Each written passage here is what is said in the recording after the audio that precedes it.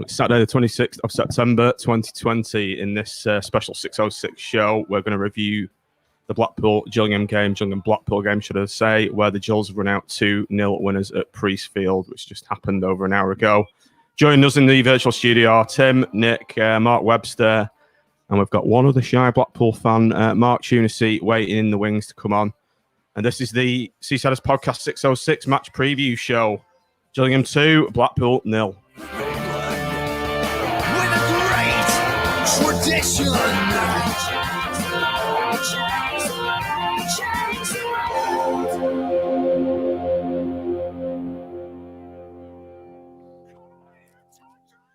Right, good evening, listeners. Good evening, viewers. Welcome back to our live studio on the Seasiders Podcast. We're here on the 606 show. We're about to review the Blackpool-Gillingham game. As I said in the intro, we've lost 2-0. Joining us in the studio are Tim. Evening. Nick. Good evening. And there you go, Mark. I've unmuted you, Mark. Mark Webster. Hi, Mark. Thanks for joining the call. It's all right, Mark, mate. just tell us a quick bit about yourself. Yeah. Go on. Yeah, I started watching the pool when I was probably about 8 or 9. First memories are when we got, I think I tweeted about this the other day actually, when we got beat against Bradford in the playoffs.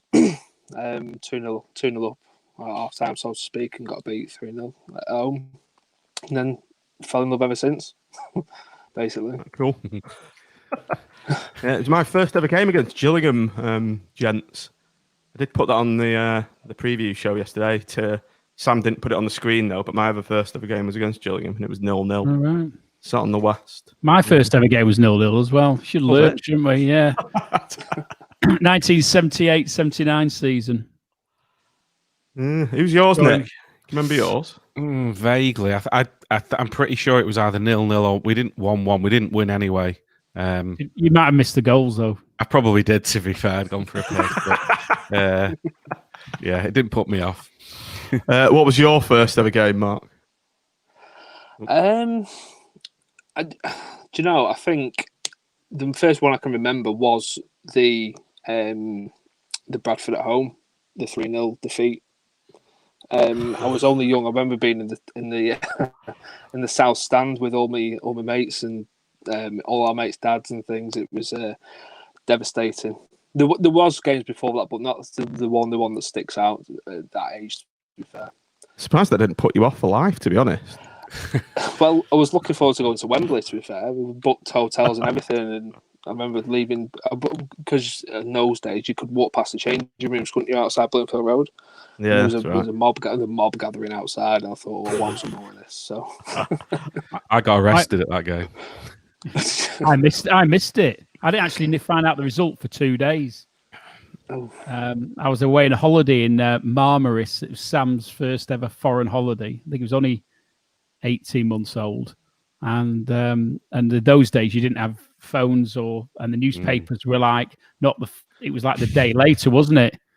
And I actually got home and my my father-in-law said, "You've lost 3-0. I wouldn't have it." He was a wind-up merchant anyway. He picked us up at the airport, and I said, "Oh, you're just bullshitting me." And it was only when I got home that I realised he was telling me the truth. I was not having it on the way home. I thought he was just winding me up. Right. Let's get onto the game if we must. Let's discuss the starting line. All right. Actually, we've got two new people on the stream. So we've got Jeff. Hiya, Jeff. How's it going? Good to see you again. Hey, everybody. How are you all? Hi, Jeff. Y'all. I like that.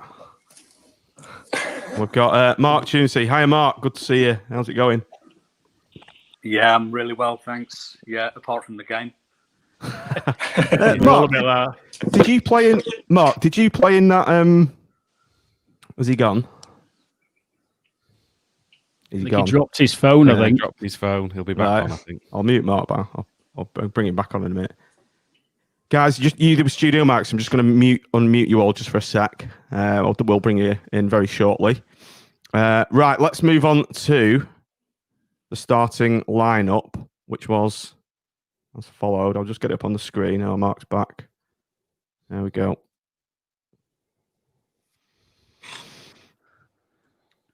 Right, Mark, you're back with us. Yeah. Good to see you again. You've got two entries on the screen now. I'll kick that one off. Kick one off.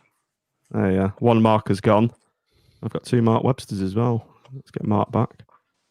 Right, starting lineup, gents. It was as Same follows. as last week. Chris Maxwell, Ethan Robson, Cash Jansen, Jerry Yates, Michael Nottingham, Dimitri Mitchell, Grant Ward, Ollie Turton, Marvin Ekpateta, CJ Hamilton, and Bez Lubala. Right, quickly, Nick, what did you think of that lineup? I wasn't massively surprised, after the result. It was a decent result last week and decent performance, so I can understand why he went with the same 11.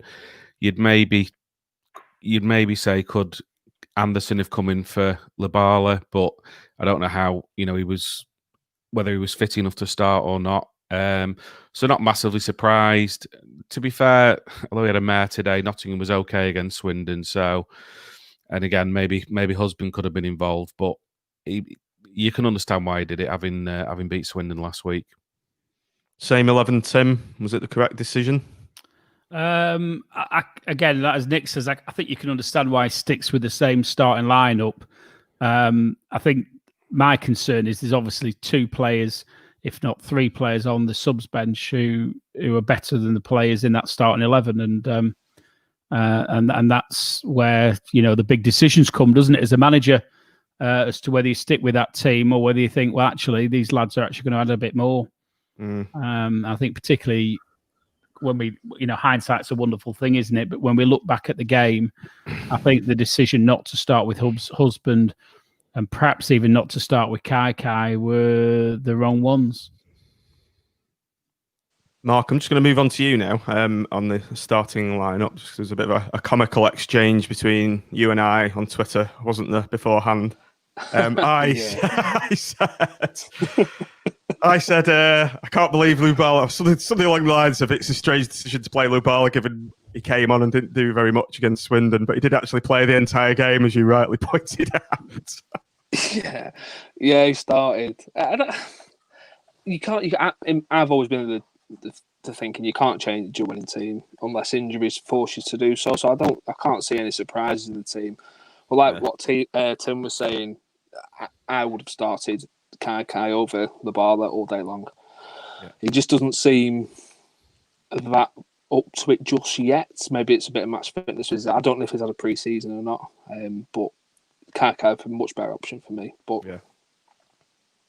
Okay, Mark, moving on to you, same question. Yeah. I'm biased. I'd have started with Sully. Same here. Yeah, I would have. Yeah. Yeah, totally. And I go along with Tim as well. I think we're looking a little bit unbalanced at the back, and you can understand why he's started them both, but they have both got a problem or a mistake in them, and I can understand why Notts has been hooked and he's brought Hubs on. So yeah, it's a decent shout. Finally, on to Jeff. Gives a view stateside of the starting lineup. Well, not surprising to see the same team. I mean, you got to remember that this is still a very new team and they need minutes on the pitch together, So it's how many other teams have made so many signings when you look at this lineup, they've hardly still, even though we're 3 games in, they've still hardly played any together. So I'd agree with Kai if he was fit. I mean, there's a good chance he's on the bench because he's not ready to start. But I don't think, Lubala is still young. I see him more as an impact sub. Honestly, I don't think it's a good idea to be starting him. You've got options with Kemp as well. Maybe would have been a choice, especially at halftime. I was kind of frustrated when they came out for the second half with no changes. Yeah. Right, let's move on to the game itself then. Starting with you, Nick. We started very poorly again. That's the Plymouth game. Plymouth revisited. I'll just bring up the graphic. Why I've got that running as a ticker, I don't know, but let's just show it anyway. Dominic Samuel, Gillingham, opening goal, terrible defending. Michael Nottingham at fault yet again. Yeah, very much so. And I think I said to you, I think it was even after the Everton game, I think set pieces are going to be a concern for us, and it continues to be the case. You can't be giving yourself a mountain to climb after 5 minutes in your games, certainly away from home. And it was poor defending, and he got subbed in the end, and rightfully so. And I think we all would agree that centre half position, I think Ekpiteta, again, he's got a mistake in him, but I think there's potential there for him to. He's just average, develop. isn't he? Ekpiteta. Yeah. He's all right, But I think the two of them together, it's not strong enough. And there's a lot of teams in League One who are like Gillingham.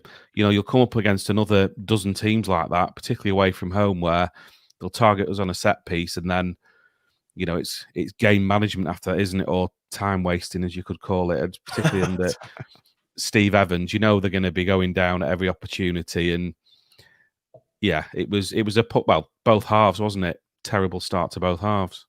Yeah. Tim, moving on to you. I know we've talked about this multiple times on this show about how lacking we are in the centre half positions across the back four. You could argue in total, and it's come home to roost. So when is this going to change? I don't know. It's so frustrating. I mean, you look back over the last 2 or 3 seasons, and every season we've had a demonstrably better defence than we've got now. And with this, we might be sort of speaking a little bit more emotively after watching that today, but we have been saying this since the start of pre-season that the defence isn't good enough. It's a League 2 defence at best for me, and it's going to cost us week after week after week until we sort it out. We don't seem to appreciate Turton's limitations, which we've always known about. I mean, I don't dislike him as a player, but his distribution isn't what it should be. And then you've got 2 guys at the central defence who've got a mistake in them week in, week out. And as we saw today, I mean, I was listening to the Gillingham commentary, and they commented that they'd said they'd had 4 corners in the first half an hour or something, and they actually commented that we'd given them the 3 of them. Well, I mean, one of them, the one that leads to the goal is absolutely farcical. It's something you'd see on Common Edge on a Sunday morning, isn't it? Where somebody who's had 10 pints the night before slices a ball up in the air and gives away a corner from. I mean, it was outside the area. I mean, it wasn't just like a little slice, was it? But it's literally what you and not very good Sunday football as well. So, and then we don't deal with the corner. We have 2 chances to get rid of it, and we're all over the place with that. And as Nick's just said, we've just given them just what we did at Plymouth the other week. We've given them the start. We've lost the momentum even before we've even had a chance to get into first gear, and it's so disappointing because it's just been staring us in the face. I'll tell you somewhere where you won't see that kind of defending. That was at Blackpool Road, home of Our Lady, now known as St Anne's, against Poulton under-8s Blacks this morning, because they've got a fabulous manager. 3 wins in 3, 10-1 victors this morning. So big up the Blacks. Big up the Poulton Blacks, I should say. Right, I think I'll swiftly move on. You're following my footsteps as the Poulton manager, aren't you? To Jeff. Give us your thoughts on the opening goal, Jeff. I actually missed the opening goal. I was a bit late logging on, but quickly. I saw the replay. Yeah, I just saw the replay of the ball getting bundled over, so I didn't see the build-up to it. Mark, sorry, I'll unmute you. There you go. You can't unmute me, I guess, because they choose to mute themselves. Right, Mark, can you just mute yourself? There you go. Yeah, it was not good. But I just want to pull up a point about Notts, because people seem to forget that in every other season he's been playing as a right back, and if we're playing him on the left side of defence, he's on a hiding to nothing before he starts, and that clearance, although woeful, I can kind of understand why he's making so many mistakes. We talk about Turt's limitations. We've got a 6 foot odd, right back there that's playing at centre half. And you're playing him out of position before you start. So, I thought the goal was woeful. As you said, there's a couple of chances to get rid of it. and it's just so frustrating. It's the same thing, it's a defensive error right at the start, and then we just don't clear the ball. Really poor. Okay, Mark, moving on to you now. If you just unmute your mic. So as Mark's just said there, playing that position. So go on. I get the playing out of position. You play it. You're a defender. You know how to defend, whether you're playing along right back, centre half, or left back. Look at Husband when he came on, with like a different side at the back when he came on as a left back. So I get to a point what you're saying, but I just don't think he's good enough. He's played League Two football for the last season with Crewe. I just don't think he's good enough. But he's just screaming out for somebody to come in and take. I saw a tweet, or it might have been in the WhatsApp group, about a spine of a team that we just haven't got that leader in the middle of the defence. Was it Tim? Yeah, he's bang on, because you need it. Every successful team's got a really experienced, solid spine, and we just haven't got that at the minute. I think we're just missing a centre half and a right back. But we've been saying that for the last sort of 6 to 8 weeks. So yeah, a leader like Charlie Adam, Tim. Just going back to the defence in general, Ollie Turton, all right, he was all right again, but he was suspect again. The thing that sticks in my head was that funny little back header he did to that back pass to Maxwell. Just little things like that throughout the game. And Maxwell had a funny game as well. And I think this is because he's not happy with the defenders playing in front of him, and it puts him on edge as well. It will do with any keeper. You want to have trust between you and those in front of you. I mean, we're talking about the mistakes we're making, and we're not even moving on to the issue of distribution, where, in a good team, your defense brings the ball out from the back and ensures that you keep possession. And we just seem to give the ball away far too often. And it's just everything we do starts back there, and because it's all over the place, we look very disjointed. And I think if you look through the team, we spoke about the spine, but we've I think we were spoilt a bit with having Dewsbury Hall last year, but we need we've got Grant Ward, who's not, I don't think, is really central midfielder. He's more wide, and we've got Keshi Anderson, who's genuinely played up front. So we sort of only really have one recognised central midfielder playing in that side, and I think that needs to be corrected as well. Hopefully, we've got people lined up to come in on loan, but when that's going to be, I don't know, because at the moment we're just Gillingham. What we're bear in mind is with Steve Evans is he knows what he's doing, and he knows how to spoil a game, doesn't he? He knows how to win games by getting in your face, by some of it's anti-football, isn't it? But he's an operator, and he's just run coaching horses through our team today with the way that he's played, and he's done a job on us. He has. I think, like I said before, John and Tim, there'll be plenty of other teams who'll do the same thing, and there'll be, if you're sending a scout to watch against Blackpool, you'll say, yeah, they've got a lot of talented players, loads of pace, but you just like Gillingham did today, play like that, you'll probably get a result. Right, Nick. Tim just mentioned Keshi Anderson there. I thought he was quite poor today, particularly his distribution, and it's strange that we've signed him as a striker, but he seems to be playing a more of a central midfield role. So what's going on there?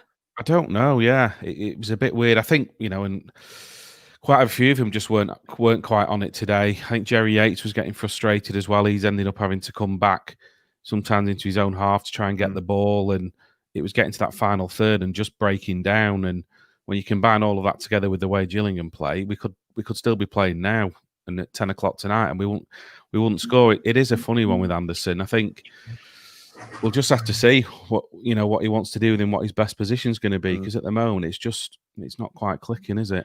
I noticed obviously Virtue wasn't on the subs bench today, he was last week. I don't know whether Critchley doesn't rate him or whether he's picked up another knot, but I think the logic would say Robson and him, wouldn't it? Centre mid, you would think, with somebody in a more advanced role like Anderson sitting behind the front three. But to me, we've got too many attacking midfielders and not enough ball winners and distributors. Yeah, I think he mentioned Critchley. He might have mentioned Virtue. Said they weren't quite. He didn't go into detail, but just he said he expected Kai to travel, and he did. And Husband, but he wasn't as sure on Virtue, so maybe he's picked up another knock. No. So, Jeff, your thoughts on Kashi Anderson and the shaky display of Chris Maxwell today? Any particular reasons for that? Yeah, I don't know. I was kind of, I saw Maxwell was not really very vocal, and you need somebody vocal back there, especially when you're wearing the captain's armband. So it doesn't help when you've got the keeper being quiet and two shaky centre backs in front of you, and it's just. I think it was Mark that said we looked a lot better when Husband came on, but that's putting a left back at centre back instead of a right back at centre back, and we just signed another left back this week. So Critchley's obviously got a plan. He's keeping it pretty secret, but Kashi, I guess you're allowed an off game, but I would agree that. With all the players at our disposal, it seems like Robson and Virtue would be the two people most people would put in midfield. I certainly would. Yeah. I think we're missing Virtue. He shows a little spark, a little fire when he's in the team. Well, he's a box-to-box player as well, isn't he? He's somebody who'll be back there getting a tackle in, and then next minute he's at the other end. And we don't seem to have anybody who's doing that at the moment at all, for me, anyway. Well, so, Mark, let's move on to you. Your point about Husband when he went into the centre half position, I think it's a valid one. You need to unmute your mic, Mark. Yeah. I was just saying your point about when Husband moved to the centre of defence, it's a valid one. And who was that manager who always used to say square pegs in round holes? Because I think that's Steve the case. McMahon. Steve McMahon. Shivers down my spine. That it's Steve McMahon. Yeah. Phil Reeky's just said it on the comments as well. Has he really? Yeah. Actually, I heard a better one today from Jeff. What did you say, Jeff, about you can have the best pair of shoes, but if you haven't got any laces in them, they're useless. Which I thought was pretty good. I've just realised we've got two Marks on the call, because this is going to be pretty tricky, is it? So I'll say Mark T and Mark W going forward. So let's just move on to about the referee today. If you want to speak, just raise your hand and I'll bring you in. Mark T, you can go first because you've not had a say in a minute. What did you think about the ref? I was so frustrated. There was me and my son in the living room, and you've never heard so many. Did it turn blue?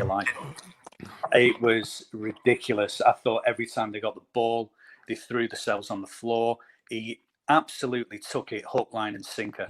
And I don't know whether anybody had a conversation with him at half time, but for the first 5-10 minutes of the second half, it looked like he'd got a grip of it and kind of understood what Gillingham were all about. And it was just so frustrating that every single time they had the ball, any of the Blackpool players went near Gillingham players, they were on the floor, they were whinging and whining. And, it's like we've said previously, it's anti-football. It's not what it should be about. We like our tippy-tappy football that we play and all the rest of it. But, the amount of time wasting, the amount of times that they were on the deck and how long it took them to do the substitutions and, these half jogging off the pitch and then going off at the wrong angle and all the rest of it. It was a masterclass by Evans. It really was. Tim, I think we kind of expected that from Steve Evans and Neil Critchley being this master tactician that we've all been told. You'd think he'd have a way to break that down, but I think we came up lacking today, really. Second half, we had a bit of a spell, but it was soon put to bed when Nottingham's made another error. Mitchell stood off his man. Samuels drilled it in the Gills second, and the game's more or less over then. We didn't really look threatening or getting back into the game after that. Well, we've lost the game by the way we've started both halves, haven't we? And, like you say, the ball's gone, if I recall right, it goes right across that defence without anybody putting a foot in.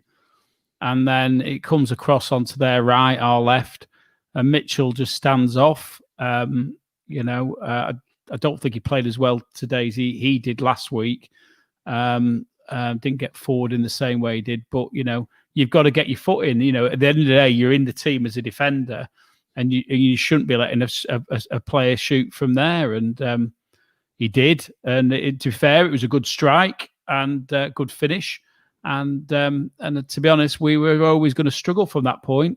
And we played some nice little tippy-tappy football here and there, but without really having any end product.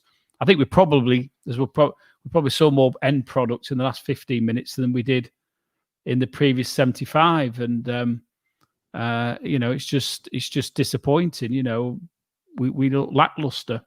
Moving on to you, Nick, about the goal. What were your thoughts on the goal itself? And do you think Chris Maxwell was at fault, possibly? Yeah, I thought he might trio have got of errors, to it. maybe. It was, yeah. It shouldn't have got to the point where he was having the shot, though. Really, it's an error from Nottingham. Mitchell just stood off him, and he's had a whack at it. And I did think it was a soft goal all around. Really, we've gifted him a couple of goals, really. So easily preventable. Mark T, we'll come on to you. Your thoughts on the goal? A soft goal, really.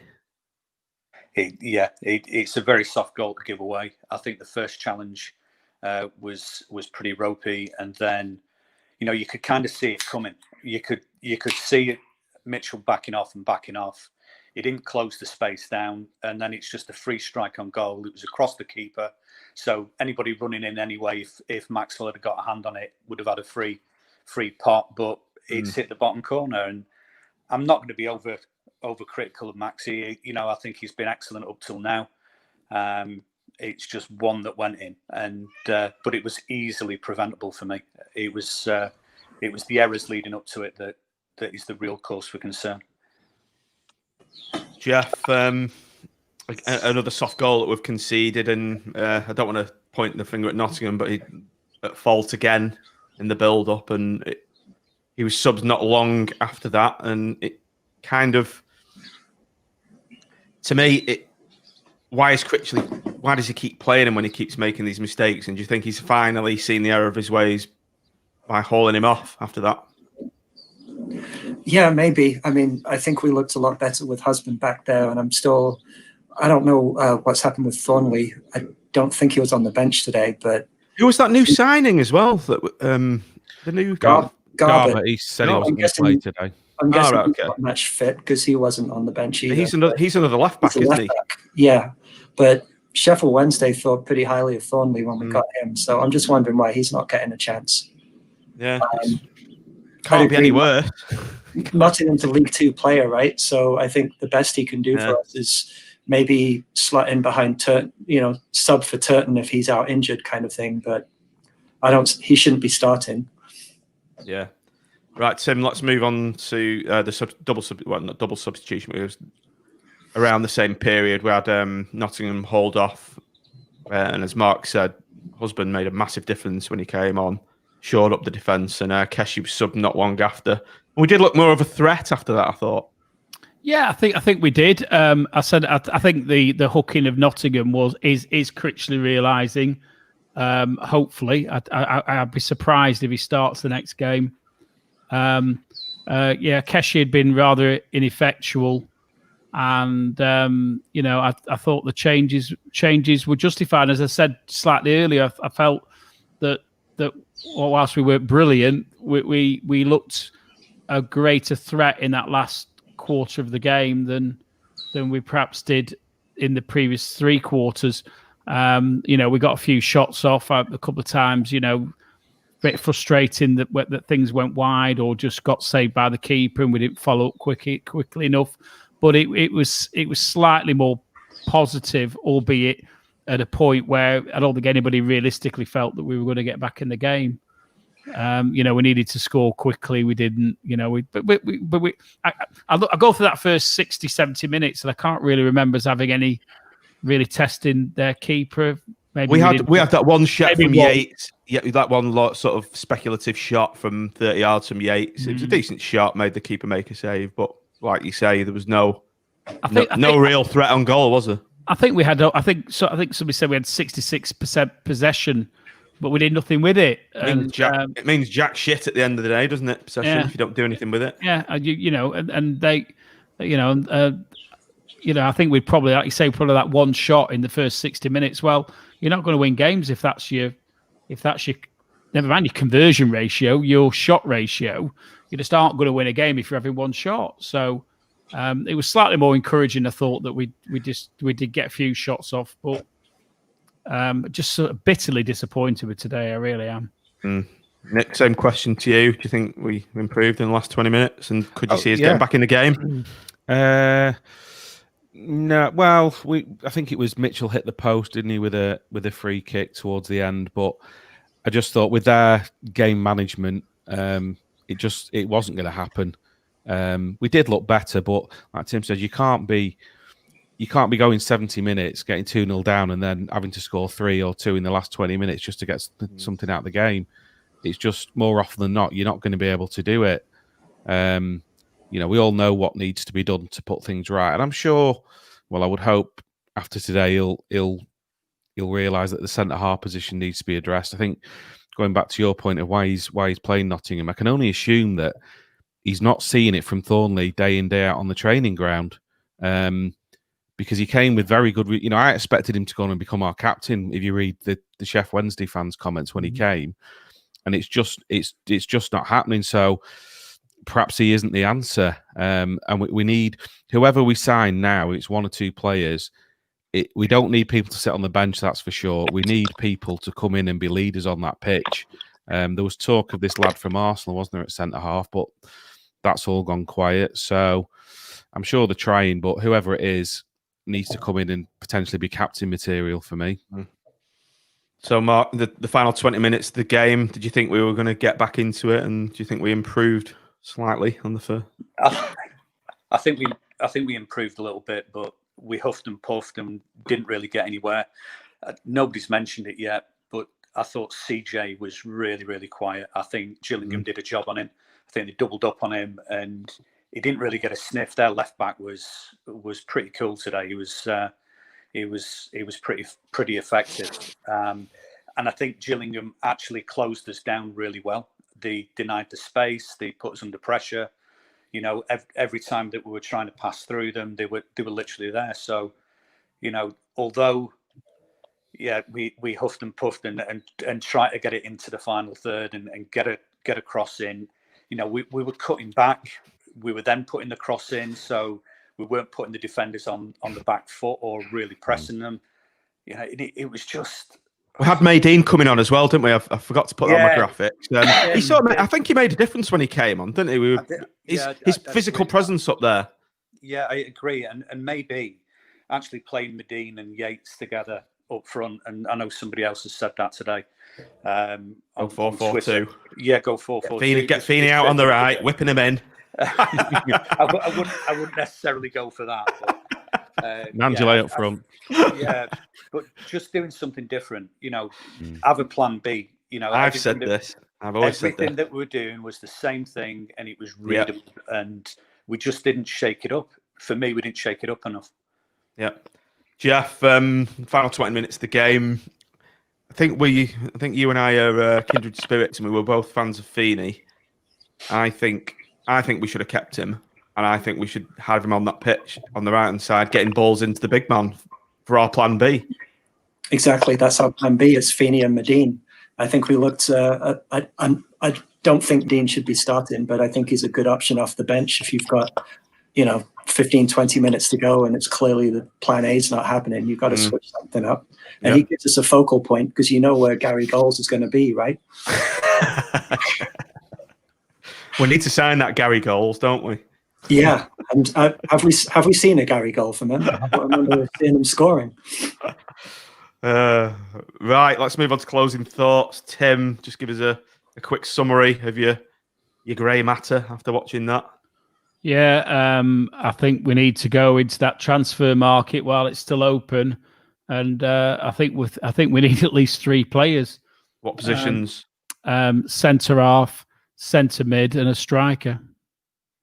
Nick, closing thoughts on the game? Yeah. How are you feeling now? I've calmed down a bit. Similar to Mark, there was a lot of swearing going on in my house. I nearly threw my Chromebook across the room a few times. Oh, don't do that. You need it for the pod. I do. That's the only reason I didn't. It's frustrating, really frustrating. And I'd echo Tim's thoughts in terms of the positions we need to strengthen. And look, we've got a good owner, haven't we? So I'm sure if Mr. Critchley is going and asking for it to happen, then he'll be backed. But it needs to happen soon. Mark, closing thoughts on the game. How are you feeling now after watching that? I'm semi-calm, and to be honest with you, I still think we need a new right back. I don't think. I said I wouldn't slag him off today, but I just think Tim's not a fan. Tim's not a fan of him. I missed out on. I should have said 4. Yeah, that's it. You've had your say. Yeah, sorry. I do agree with the 3 positions that Tim's mentioned. I think we need another option up top, but I think we're desperate for a right back as well, and somebody who's going to bomb up that side but be able to defend. Yeah, and I think we need a plan B, and if we don't have a plan B, we're going to be having many more conversations like this after the games. Yeah. Same question to you, Jeff. Your closing thoughts, your summary on this. Just trying to unmute you. There you go. These last 2 away games we've had, it's been very similar, hasn't it? We've had 60% possession, and I a couple of thoughts. What a difference the fans would make if we had, the fans at Plymouth or the fans at Gillingham that would be, pulling their side on to attack. That gives us the space. It's a completely different game then. But, in both cases, they score an early goal. They sit back nice and compact, and they know that, they can just absorb what we're going to throw at them. So my second thought is not necessarily about the defense. We've spoken about that. But in attack, we've got all these options. They still don't look like they're communicating with each other. There's not this understanding of, you can put a quick pass and where each other is going to be. There's still this miscommunication going on up front. And I'm not sure we can play the Liverpool way at League One and with the front 3. I think we need to be looking at maybe playing slightly differently. I don't know what that looks like, but we've had 3 games and it's still like there's strangers up front. Yeah, it's a decent shout. Right, pick a man of the match out of that, Tim, from a Blackpool perspective, if you can. Jeez. I'm struggling a bit. I think I don't think Robson did too much wrong, but I don't think anybody's done better than a 7 out of 10 today, and probably I'm being a bit generous when I say 7. So I think if you're looking at your scores, and there's no 8s or 9s in there, is there at all? So I would probably say on the best of a bad job is Robson today. Nick, over to you. Yeah, there's not a lot to choose from, is there? It's Robson or Husband for his cameo. One of those 2, which isn't saying a lot, is it? I'll go Husband. Mark? I'm going the other way. I'm going with Sully. I think as soon as he came on, we looked a different option. And but no, seriously, I agree. I think Husband, when he came on, I think he steadied the ship. We looked a totally different team, and was a really good addition. So, yeah, hopes for me. Jeff, finally, your thoughts on the man of the match? I was thinking about this like partway through the second half, and nobody stood out at all. So, if you're forcing me to pick someone, I'd go with Robson, but I don't think anybody had a stellar game today. I think I'll go for Husband as well, just for a laugh and agree. I think it did make a difference, and we just looked a hell of a lot more solid. So, a damning indictment, really, of the performance. Right, chaps, just to close off, let's just go through a few listeners' questions and we'll call it a night. From Jacko, is there a single Blackpool fan that doesn't think we need an experienced centre half? I wouldn't have thought so. it's like the elephant in the room, isn't it? All the way since we started, we've played Southport. I think the thing is, obviously, Critchley comes in. He's not seen Nottingham, and he thinks Nottingham can do a job. But we've seen Nottingham play for 2 years, and we know his limitations. And so even when he's not making a mistake, you know that it's coming, don't you? Yeah. There's one going to come. It's a matter of when. And now we're seeing it now, aren't we? And it's just you feel like growling, don't you? Because it's just been there, so obvious. But I'm just surprised it hasn't been sorted, because I was just convinced he had somebody lined up to come in. And then when this Arsenal lad gets mentioned a couple of weeks ago, and he's joining our Twitter, isn't he? He's following us on Twitter when he doesn't follow anybody. So there must have been something in it, but it just seems to have gone so quiet. And we've got 3 points out of 9 now. We're chasing the pack already, aren't we? Yeah. So Bison's has got some cutting comments here. Lots of League Two players signed poor defensively, can't create and score goals. Yates yet to score. That's a good point. Ekpateta, Knox, Ward, all not good enough. And he goes on to say there's an area of naivety across the club, and it's reflected on the pitch. Is that fair, Nick?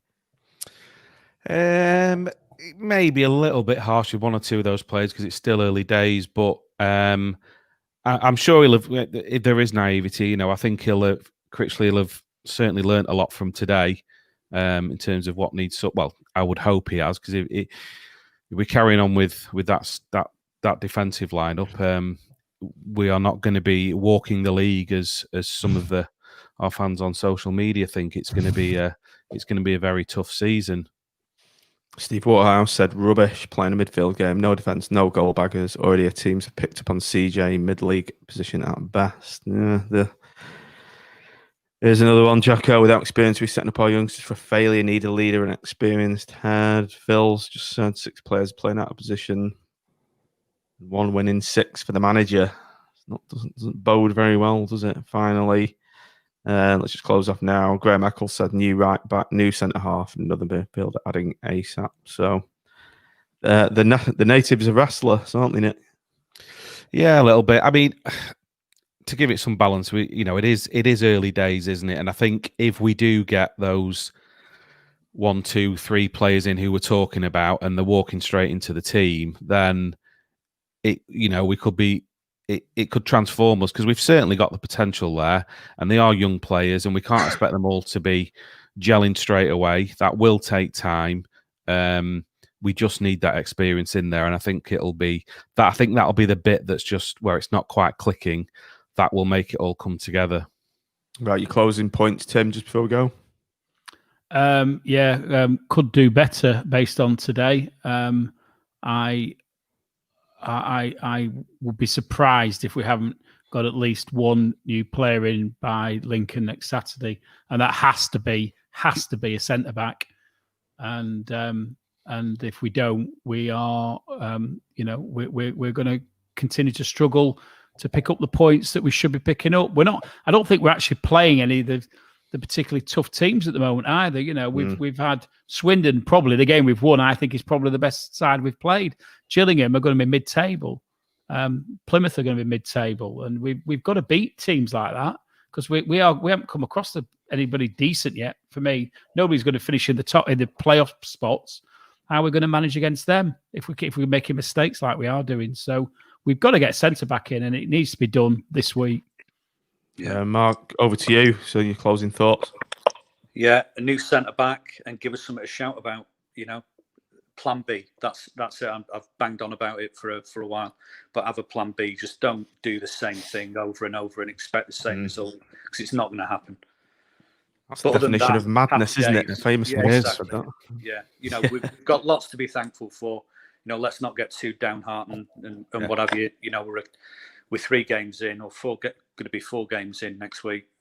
Yeah, let's just get behind them again. Yeah, okay. So over to you, Jeff. Final thoughts. Just a bit of a summary of the day. Well, I think we've been really fortunate to have been back the way we have, with Simon bringing all these players in. And it's just, I can't think of another team that has started 9 completely new players from last season. So I see what Critchley's trying to do.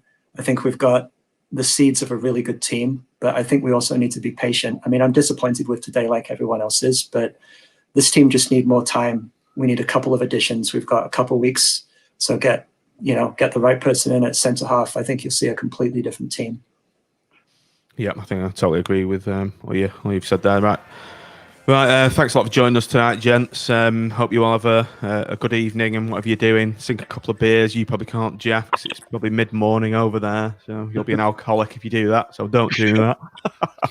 So, right, thanks for joining us, Mark. Hey, no worries. Thanks very much, guys. Thanks, Tim. Thank you. Thanks, Nick. Nick and Tim will probably see you in the week or virtually, and we'll do a full fat pod just to catch up and review the rest of the news. So, thanks for watching this live stream, everybody. Thanks for listening on the pod. All remains to be said is thanks for downloading, thanks for listening, and up the pool. Up the pool. Up the pool.